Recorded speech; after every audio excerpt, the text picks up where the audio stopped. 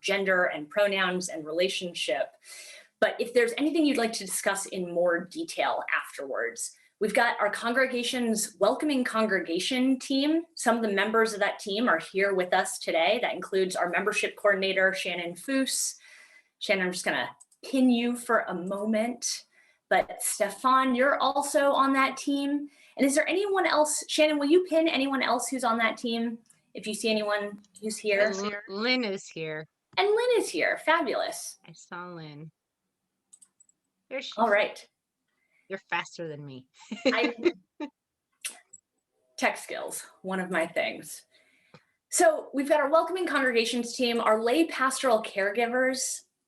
So Elise Wall is one of them. There may be others here also. Those are also folks you might reach out to. Your ministers, of course. So me or Reverend Margley, we would be delighted to talk with you. And I'm just gonna let our welcoming congregations team not have to wither under the spotlight and retreat to the relative privacy of gallery view. But we are available for follow-up. So why are we doing this? What is a pronouns primer, and why are we having one at First Unitarian? The main reason is people are asking for it. In the last congregational survey that we just put out and we recently got the results in, I heard some people saying, hey, I've noticed that people have started to put their pronouns on their names on Zoom. What does that mean? Why do people do that? And my guess is that if one person has that question, lots of people have that question. So that's why we're here tonight. Being able to use pronouns fluently and well, ones that maybe we didn't know how to use before, or expanding our ability to understand how people would like us to refer to them, that makes us more welcoming. Our time here, I expect, will help us deepen our understanding of our own selves, whether or not you use a pronoun like the same one your parents use to refer to you, or one that has always felt comfortable for you your whole life. My guess is that our conversation today will help you live into your own identity more fully. I want to be really clear that this is an intro level primer. It really is for folks largely who are not entirely sure what I mean when I say my pronouns are she and they. It's okay if you already do have some fluency. You can be here for practice. I find that I have to hear things a few times and I have to truly use them again and again to become fluent in something. I also want to be clear, as I look around, I know we've got a pretty considerable diversity in terms of age and culture and background that people are bringing into this space, and that most of our young people, so people who are in elementary school and high school and college, people who are in the military or working a retail job in their early 20s, most of what we'll say tonight are things that they already know and know how to use fluently. And so this, I consider this evening to be a little bit of a cultural orientation so that the people in our congregation can better relate to each other. I expect that a lot of this will be easy, but not all of it will be. I expect a lot of it will be fun, and some of it may be new. And so I want to thank all of you for being here tonight, and thank you for answering the call to, I maybe wasn't explicit about this, but allow me to be so right now. My goal right now is to recruit you into the church that is as welcoming as we could possibly be. And I think that the fact that you're all here and wanting to learn more about what's the deal with pronouns is a really good start to that work. So I'm going to pass it over to Molly, but before I do, I also just want to be clear that Molly and I are people who use, between the two of us, 3 different sets of pronouns. And despite that diversity, we cannot speak for every person who is trans or non-binary or genderqueer. We do not speak for everyone who uses a pronoun other than what we might expect them to based on their outfit or haircut. We do not speak for everyone in this room. We do not pretend like we're able to do that. So again, we're not going to wrap anything up with a big red bow and say we're done, but we're going to try to start us off on some solid grounding. So Molly, let's dive in.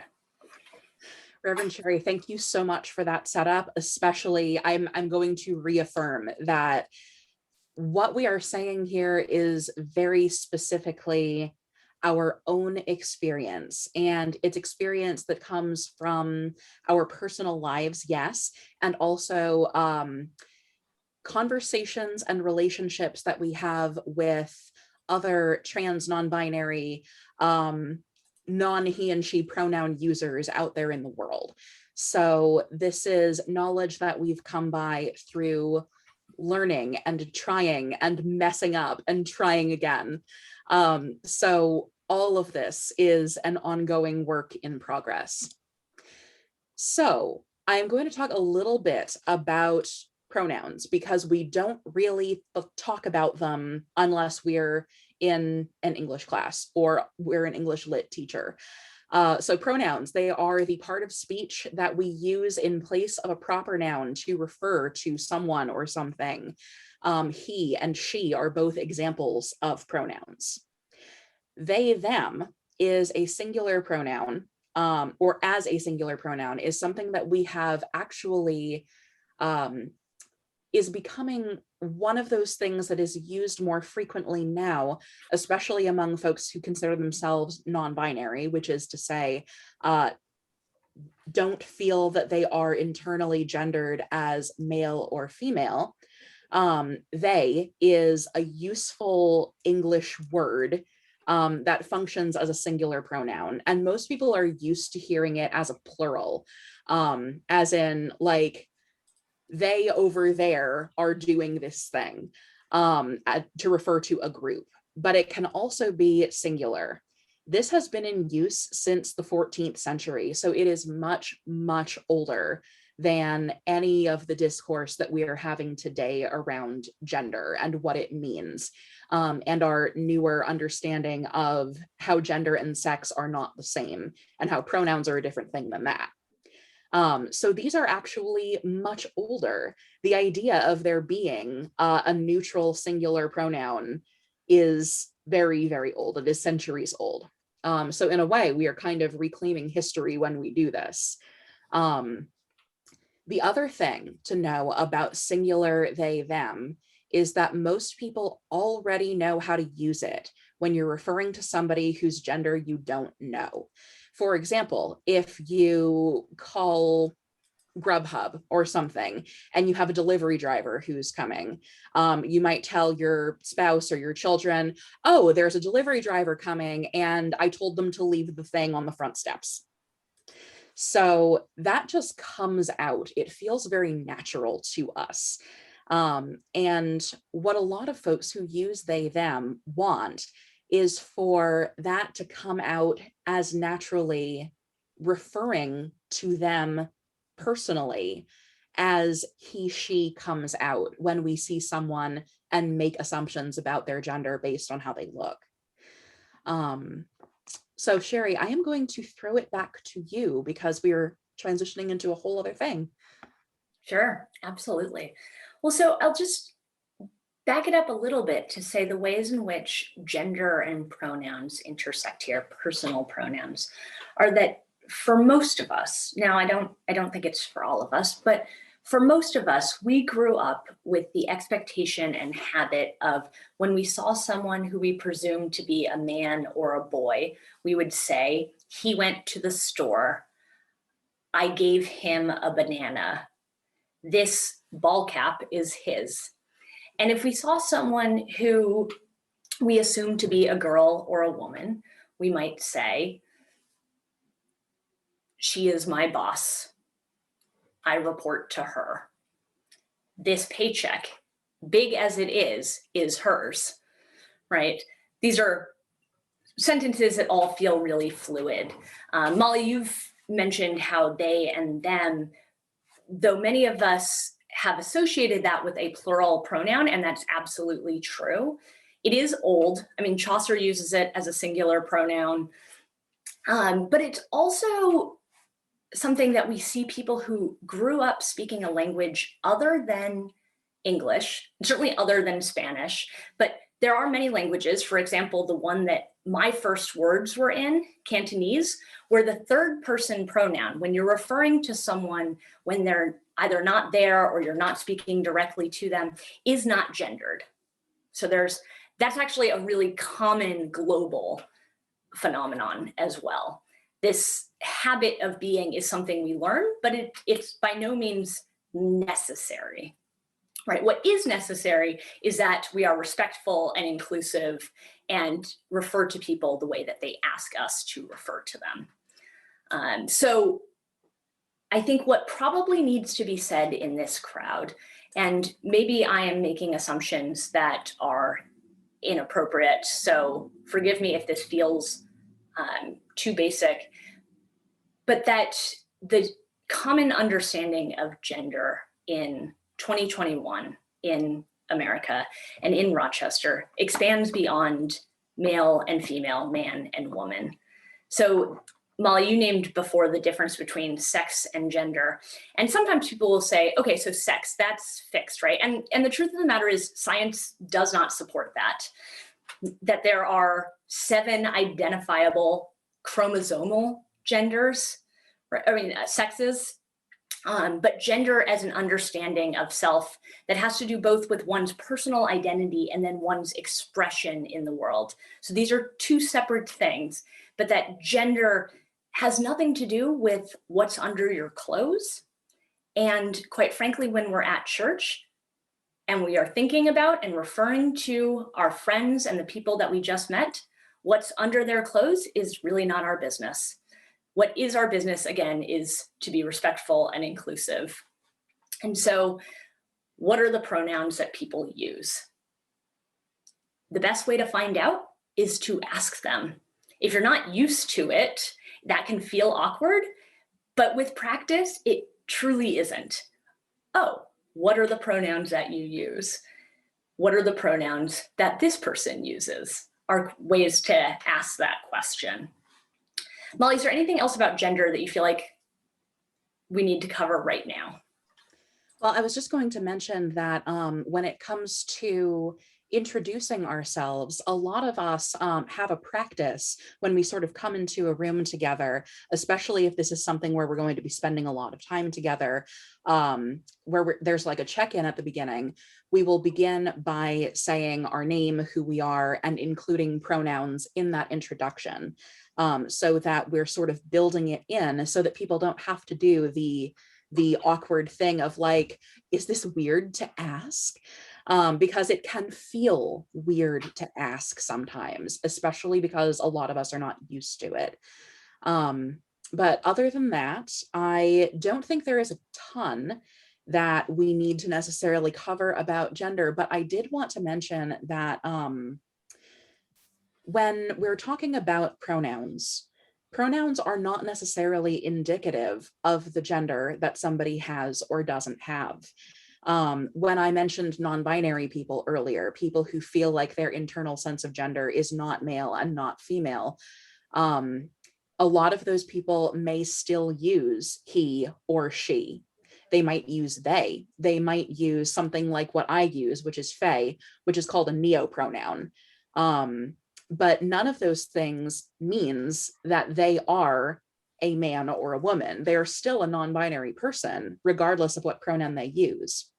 And the same is true of people who are cisgender, whose assigned gender matches who they feel they are inside. So if you were assigned male when you were born and you still feel like a man, then you can still use they as a pronoun and still be a man.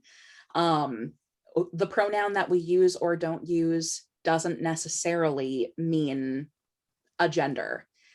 Personal pronouns are sort of a personal identifier that is less than a name, but it is not as specific necessarily as pointing to a gender.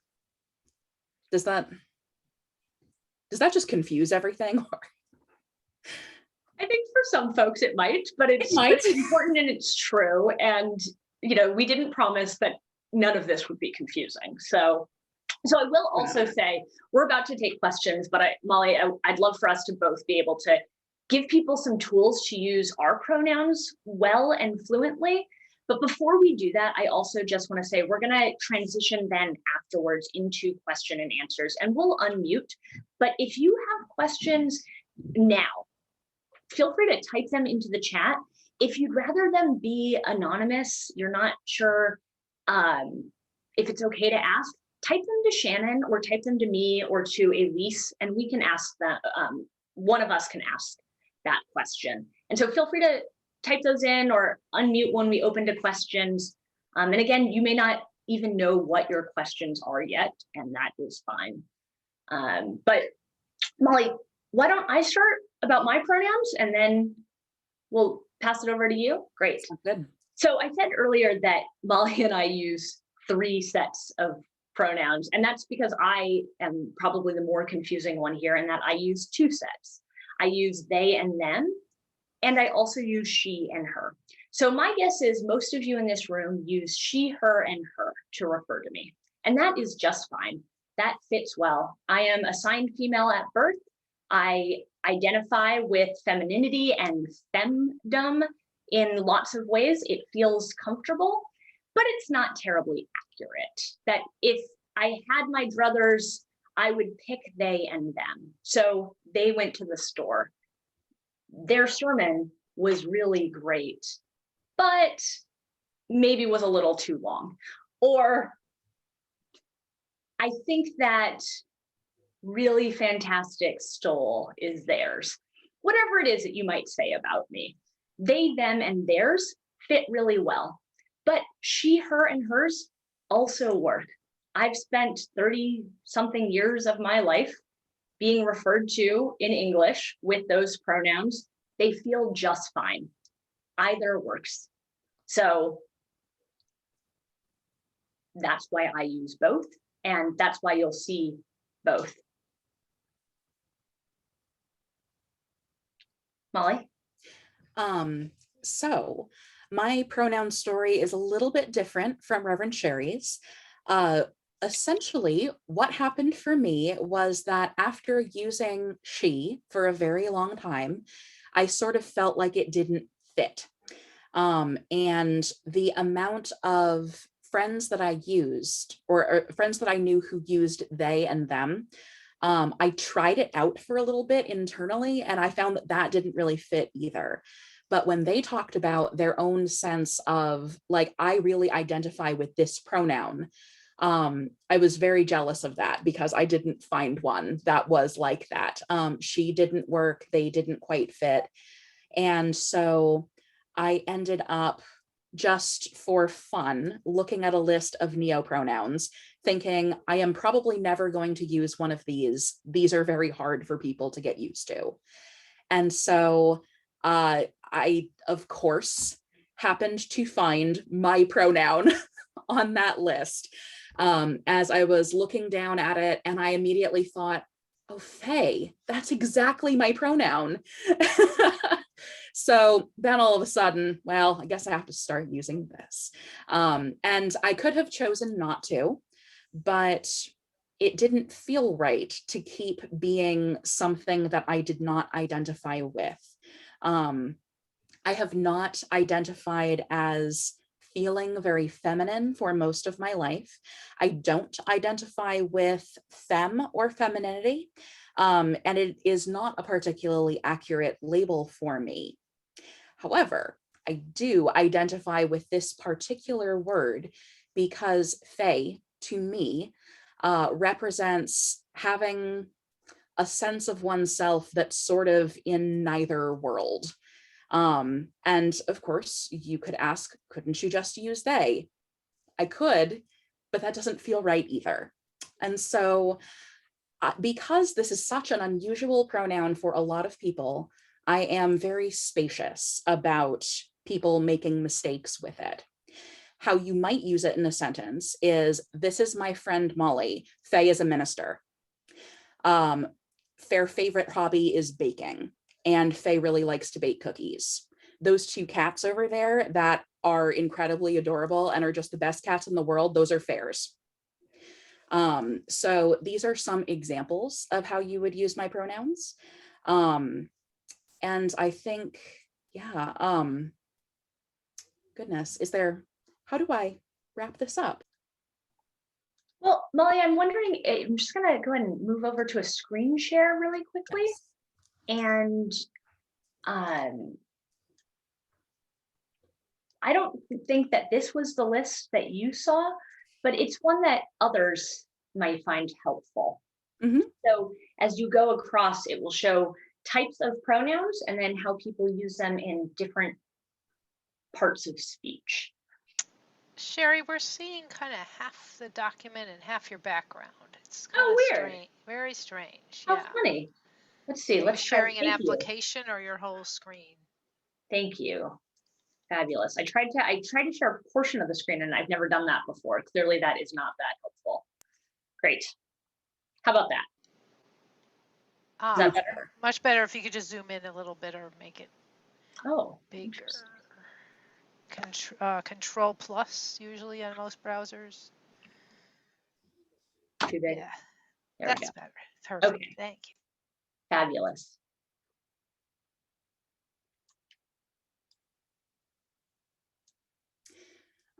This is actually probably a good time to mention, since I had said the thing about feeling spacious, I tend to be very open with folks who are struggling with my pronouns, especially because I know they are not familiar to many people.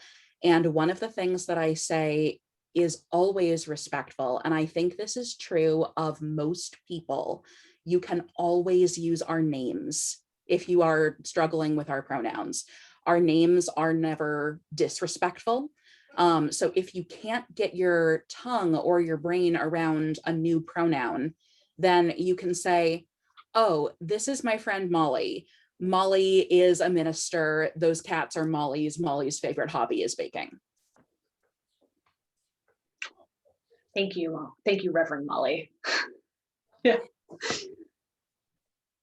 I appreciate the spaciousness and generosity of spirit that you offer. And I think that's particularly helpful in the kind of relationship that you have with this congregation, that I have with this congregation. And one of the things that I think is so generous about that is that to a certain extent, we allow ourselves to be a place where people can practice both trying to do it well and occasionally messing up and learning how to apologize and then do it better next time. One of the things about pronouns, especially when they're not the ones that others might expect us to use, is that person on the street using the wrong pronoun tends to hurt much less than the person who sits next to you in church every day using, or every Sunday using the wrong pronoun, or your grandma using the wrong pronoun, right? I don't think that's true for everyone, but I'll say certainly the closer people are to me, the more I want them to try, right? And so I think that one of the goals for me of allowing our congregation to be more fluent in using different kinds of pronouns is it makes us more welcoming in the rest of our lives. That recruiting you into preemptive and radical hospitality here at church also means recruiting you into being the most welcoming version of yourself to your family and your friends and people outside of church. And quite frankly, every time we've done one of these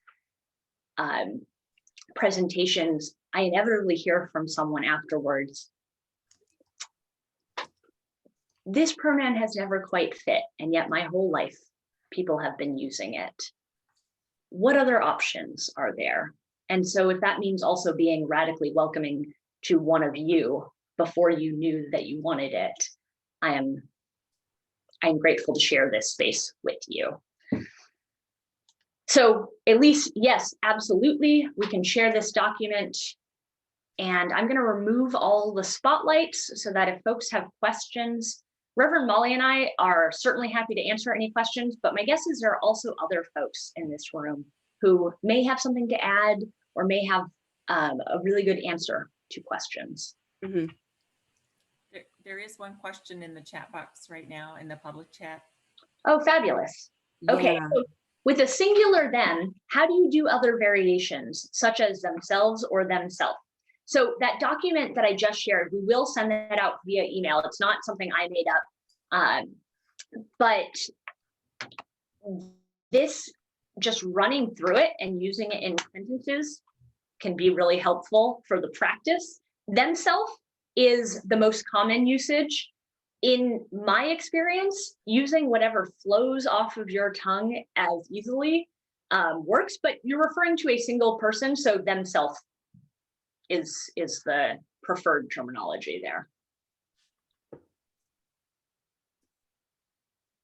I was going to mention that the list that you showed us, Reverend Sherry, is really good because it lists a couple of those ones that are neopronouns but are more common than they, like Z with an XE and Z with a ZE. I have seen both of those used, including by religious professionals who prefer them. And so by learning this, we're really stepping into a reality that already exists. This isn't necessarily us trying to imagine a possible future need. This is us responding to a call that has already come.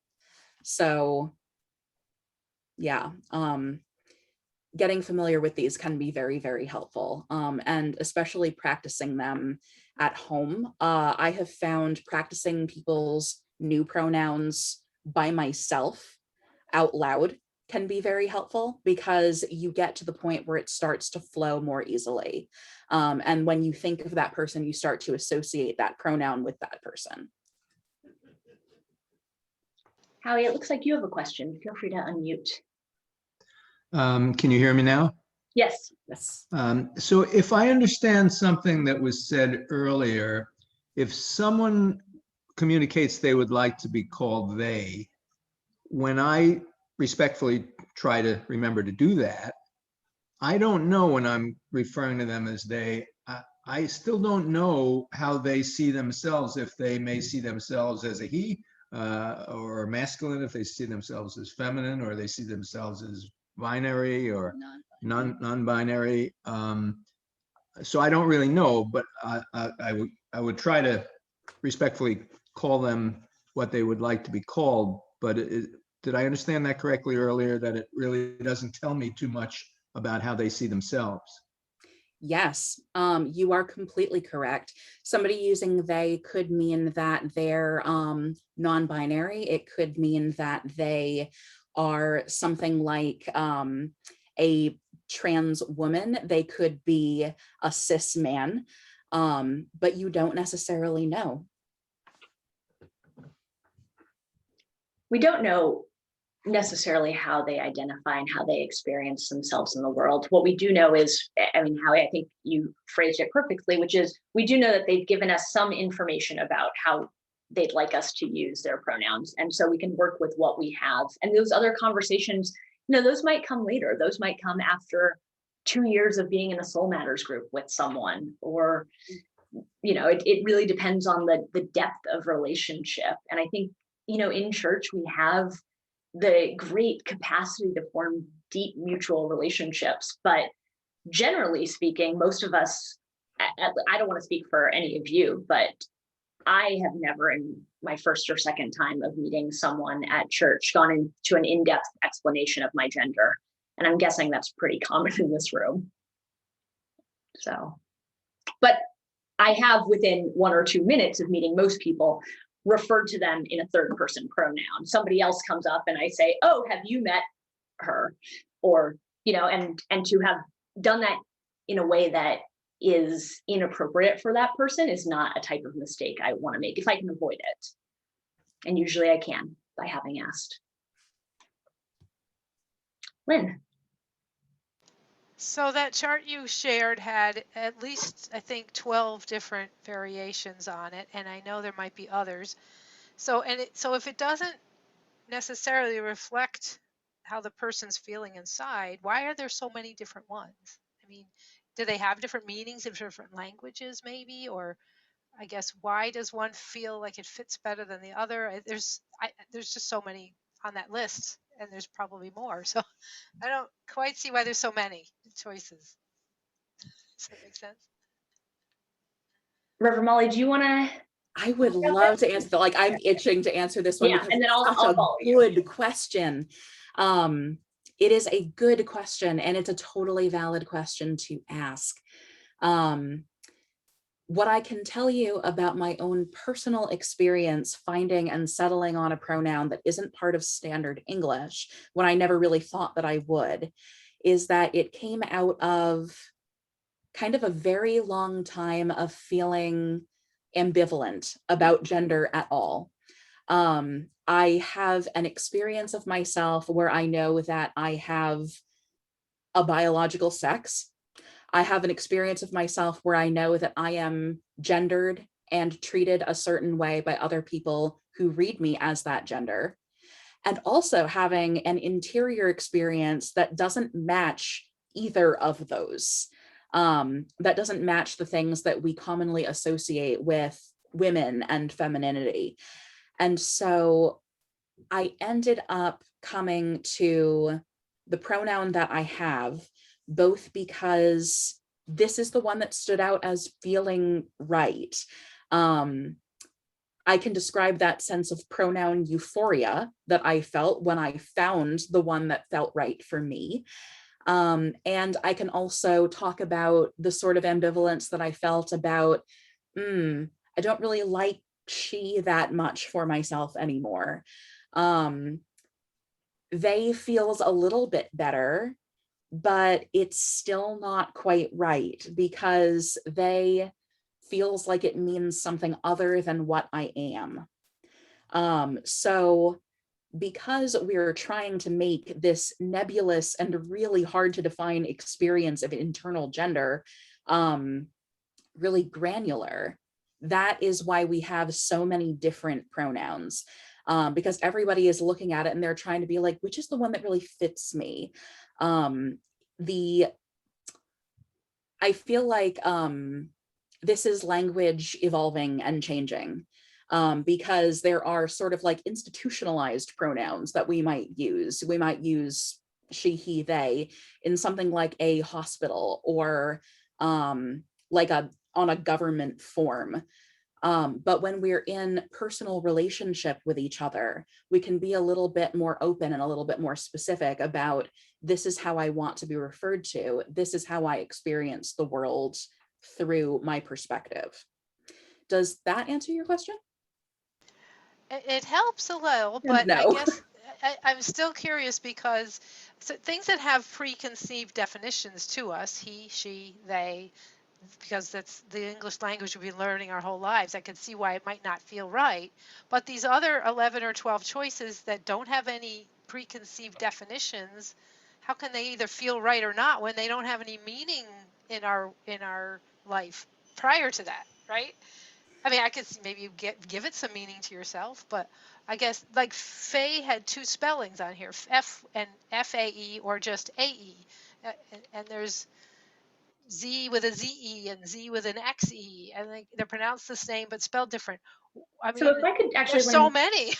yeah, Lynn, let me jump in and I'll say that like there are a couple of things I want to mention. I do think there's a hunger, perhaps, when I show a diagram like that, to take an index card, just as it depicts, and start like furiously studying them so we can be experts at them, right? And like, if that helps us be more welcoming in this moment, fabulous. But the truth is that like none of these lists are going to be fully inclusive. And those cultural contexts that you're talking about are very particularly constructed, right? So when we talk about they being used as a singular pronoun since the 14th century, that is true. And also at the beginning of the 20th century, except for when we were referring to an unknown person, like the delivery person that Reverend Molly referred to before, that had largely fallen out of style in English print. but people claiming they and them as a singular pronoun for themselves has become more increasingly popular in the last 50 years, right? Since 1970. So it is no longer, with 50 years under its belts for people, no longer particularly new in the same way that a neo pronoun, as Molly termed it earlier, like they, is considered new. But each of these has a history and a culture and a community attached to it. So when I see a pronoun like per, that has a very different cultural connotation for me as someone who grew up with a very particular queer community and cultural understanding in the 1980s and 1990s, right? Who uses per tends to be very different than who uses they. So these don't emerge out of nowhere. They just emerge out of cultures and contexts that are perhaps less familiar to some of us on this call. But I also don't think we have to master this list. I think it would behoove us, since Molly is among us, to get to know how to use faith, fair, and fairs. I think it would behoove us to get to know as many of them as possible. But I think, you know, it's ever growing and changing. Yes.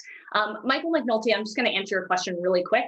Masculine and feminine attributes are changing constantly. So at the early 20th century, the masculine color was pink. And if you had a pink shirt, it went on a boy. If you had money to choose what colors you wanted to put on your children.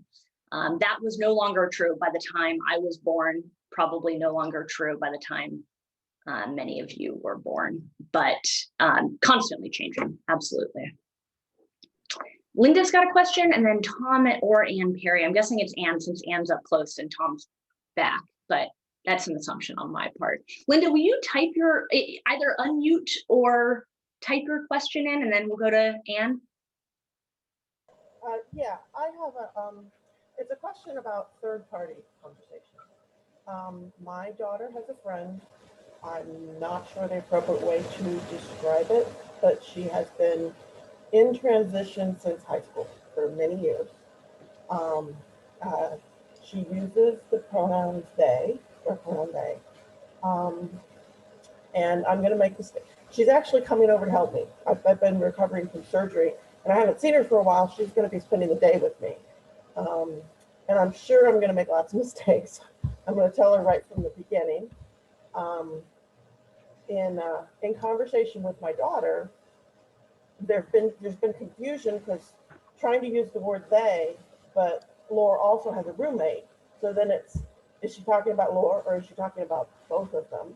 And so there's been some confusion there.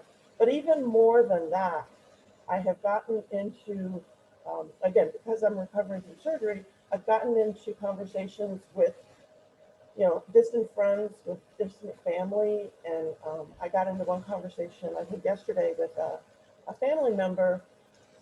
And I was talking about, you know, getting some help from a friend of my daughter's. And I was trying to be sensitive to her desire for her pronouns, but I'm also, the family member that I'm talking to is not at all inclusive of anybody. And I just did not feel like I wanted to get into the conversation of advocating, you know, or anything. I just kind of wanted to just avoid it. I mean, how big of a cop-out is that, you know, to just, it's a third-party conversation, and unless I say something directly to Laura, you know, she won't know about it, but I still feel like I'm just copping out. And I wouldn't do that with somebody that I'm closer to, you know, that but it's like I said, this other family member is just not at all, you know, going to want to hear any of this to begin with anyway. You know, and so what is the best way to approach third-party conversations, you know, where you... Yeah. So Linda, I'm so grateful for your question. And also I'm wishing you all the best with your recovery, and certainly let us know if the wider church community can be of support to you also. So there are a few things in there that I'd love to talk about. One, this friend that will be coming over. I understand sometimes there's confusion around they referring to one person or multiple people.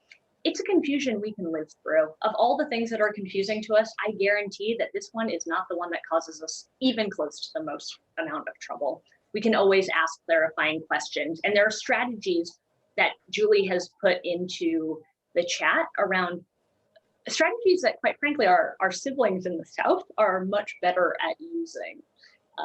Y'all and all y'all become very helpful, but that's not for most of us here in Rochester authentic language. So they all, or the two of them, or both of them are really helpful ways to be clear.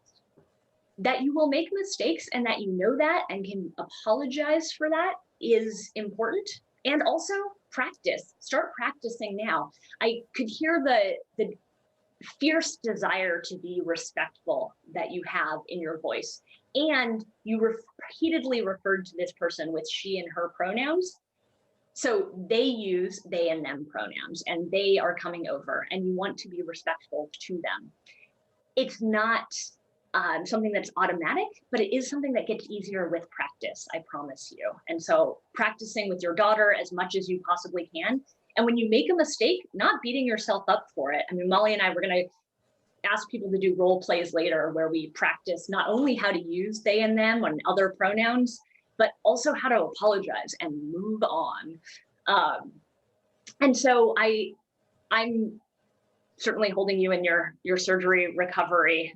And I think that you and this person who is coming over to help you will be able to navigate that well.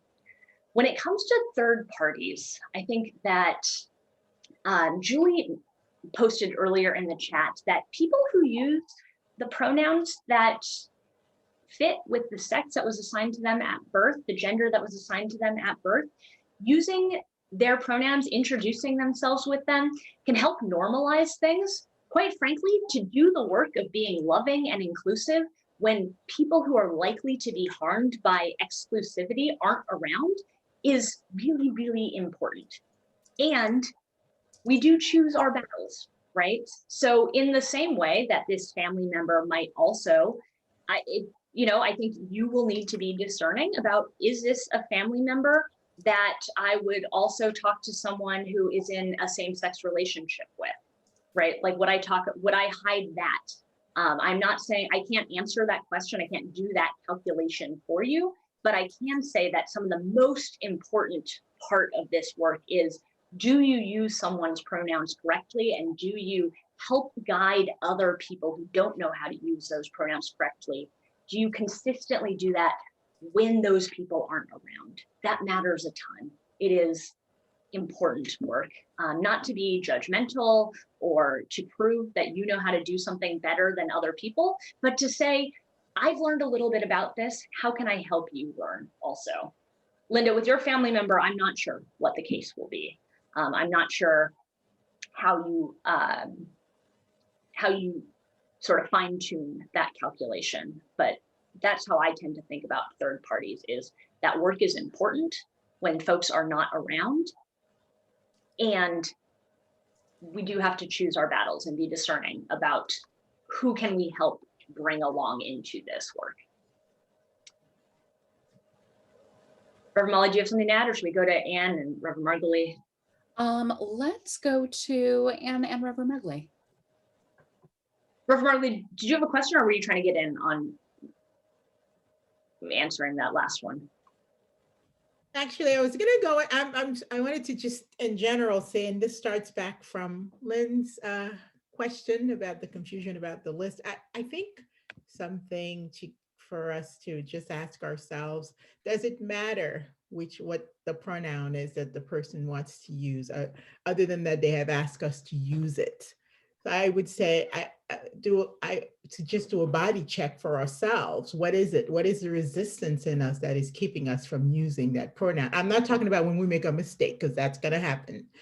But I mean that resistance to use it. I think that is, to me, where it lies. What does it matter whether or not I know how that person identifies otherwise? they've asked me to use that pronoun, and it's not something I'm familiar with. I may forget, yes. However, other than the forgetting, what is it? Where is the resistance coming from? I think that's the part key. What's happening in your body when somebody tells you my pronouns or they and so on, and you're like, oh. So just think about that part. I would just offer you to just kind of just do a body scan when that happens. Is it where's the resistance that is happening? Reverend Marley, that's such a good answer. Thank you for that. And to that, I think one of the things that I remember hearing in Lynn's question was, I'm not sure I get why someone would use one of these ones that we don't already know. And to that, I think my question would be, is it important that you get it before you decide to be supportive of it? And this is not a question to any one person in particular. It's a general question to just kind of float out there. To be supportive of somebody, do you need to get it? Or do you trust that your relationship will reveal things about that person over time? Are we ready to move on to Anne? Okay. I know a lot of people at church. I mean, many of us know 25 or 30 people. I know 200 or 300 people. And it's going to be awfully hard to know what everybody's preferred pronouns are. So I have a couple of questions. And I can get my arms around the people I see most often, my Soul Matters group, the board. But where am I? There has to be a way for me to see, like in Simple Church, what people's preferred pronouns are. So I don't know if that's been incorporated as a field in Simple Church, but that might be helpful. But I would also look for something that I could use generically that would not be totally disrespectful, but just mean I can't remember. I mean, I remember a guy who was the board chairman of an organization I worked for years ago, and he was in his late 60s and could never remember anybody's name. He just called everybody honey. Male, female, didn't matter. Everybody was honey. So I mean, I'm looking for something like that that would not be disrespectful, but that would help me through with people that I know, but maybe don't know me as closely.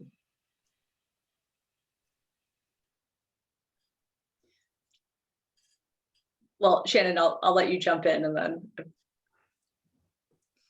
yeah. Oh my goodness, so many thoughts on that. The first one is that at church we have our name tags. And I don't know, Anne, if I know as many people as you, but I certainly see so many faces. And I remember faces forever. Like I will see you at the grocery store and I will remember you. I may not be able to place you. I will not most likely remember your name, not because I don't love you, not because I don't care for you, but that's the way my brain works. And so the name tags at church save me every time we have church. If I don't know you really, really deeply, or I haven't seen you in years, I may not remember your name, and I read your name tag, and guess what's on your name tag? Your pronouns. So I will say for when you're in person, that is going to be your savior. And, you know, echoing what Reverend Margulie said, echoing what has been said in the chat, it's all about the person's preference. I highly doubt that the people in your boss's company or the person you mentioned liked being called honey. For many of us feminists, that's like a don't you dare call me honey. So I think it's along those same lines, you know, of feminism and being equal and looking at people in their own way is that piece. So remembering everybody's name, I think, I mean, you're you know yourself. for me, I've had to let that go. Like I'm, it's not the way my brain works. I remember your life story, but not your name. And then I'm not sure what we'll do with Simple Church, but even if we did, it certainly would be helpful to you. But I'm thinking about all of the members of our congregation and the visitors who don't really use Simple Church. Like that's where the name tag comes in, and asking. You might know how many times I have to ask people's names. I'm like, I'm so sorry. I know you. I need your name. You could do the same thing with pronouns. Like, can you remind me what pronouns you use? And then one more thing, Reverend Sherry. In reading that list, I saw per, and I was like, that's person. So now I'm like, maybe I could use that. I'm feeling a little bit of Reverend Molly's excitement. Like, oh my God, I'm just a person. So I don't know. So I'm playing with that in my mind. So I'm learning too. All right, that's all. I'm quiet. Thank you, Shannon. Yeah, well, so I'll say right now, Simple Church does not have that field, and that is a problem with Simple Church. It is something we can work on. And when you may all remember when we implemented Simple Church at the beginning of last church year, we also, in every heterosexual couple in our church, the man was designated the primary churchgoer and the wife was the wife, which thanks to some of the people in the room, we called up Simple Church and we fixed that right quick. This is a way in which I think our faith, our Unitarian Universalism as a place of liberation, as a place that in many ways is an antidote to religious communities that force people into boxes that no longer fit.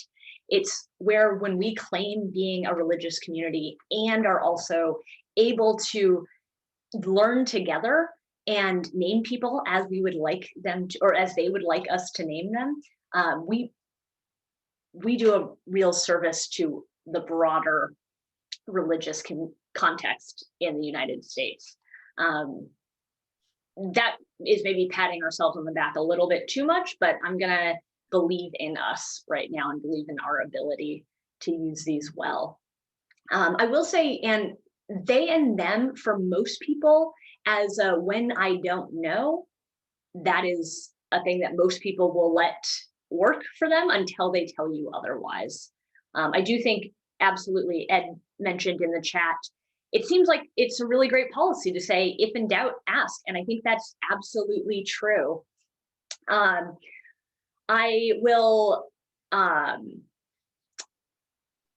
say that one of the ways we mentioned earlier around normalizing other types of pronouns beyond he or she, or normalizing the fact that someone may use he or she, but not the one that you expect them to.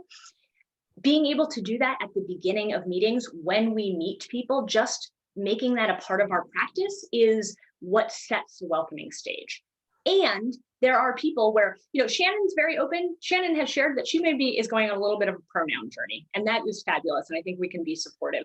For others, there may not be that same sense of comfort and safety. So we never require that people share their pronouns with us, right? We never demand that people be as open and honest with their entire way of identifying themselves.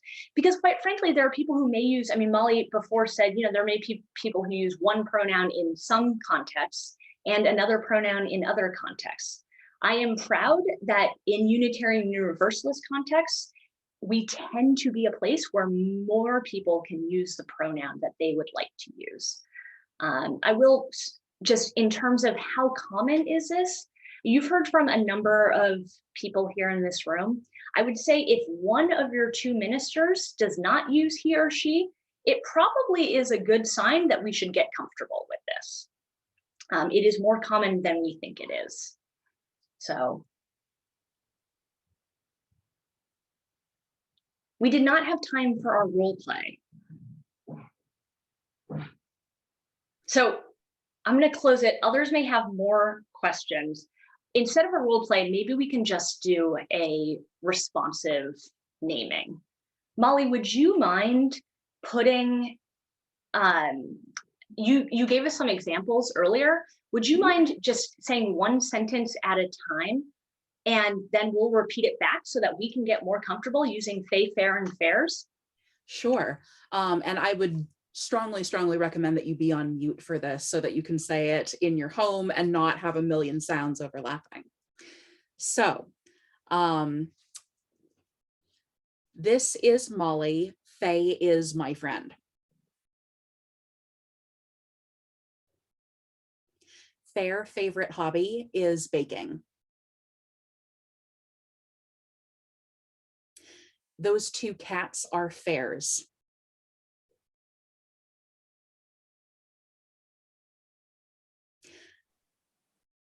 Molly likes to be by fair self.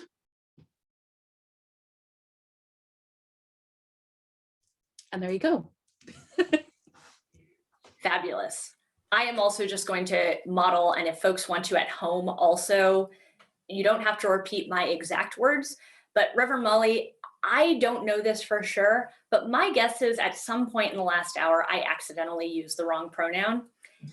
Actually, you did not the entire time. You did great. Fabulous. That does sort of screw up what I was going to do though, which was apologize, but I'm delighted because I've been practicing and getting better. But yes, we can fake it. We can fake that you screwed up. Well, so Shannon, let's say I don't know Shannon's pronouns and I referred to Shannon as he. So he's our membership coordinator. And then I look to Shannon and Shannon gives me a face and I remember that he is not the pronoun that Shannon uses. And so, sorry, wrong pronoun. Shannon, her pronouns are her and per, or she and per.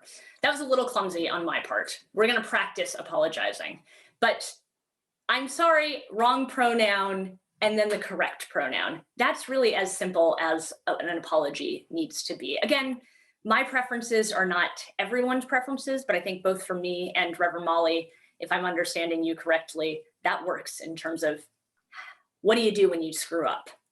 It absolutely works, and it gets easier the more you do it. Fabulous. All right. Thank you all so very much for being with us tonight. Thank you for learning with us. Thank you for being our spiritual community. Reverend Molly, I know you have to run off, but if others have questions, I'm going to turn the recording off and I am happy to take questions now if you have anything private you would like to discuss, or another time also. Yes, I do have to head off, but I do want to thank everybody who's here because I am so glad you are coming to this and committing to further learning and further developing your welcoming muscles, because this is such a cool thing that we can do as a church community. It was wonderful to see all of you tonight, and I'm looking forward to seeing you again. Thank you. Thanks, Reverend Molly. Sherry, I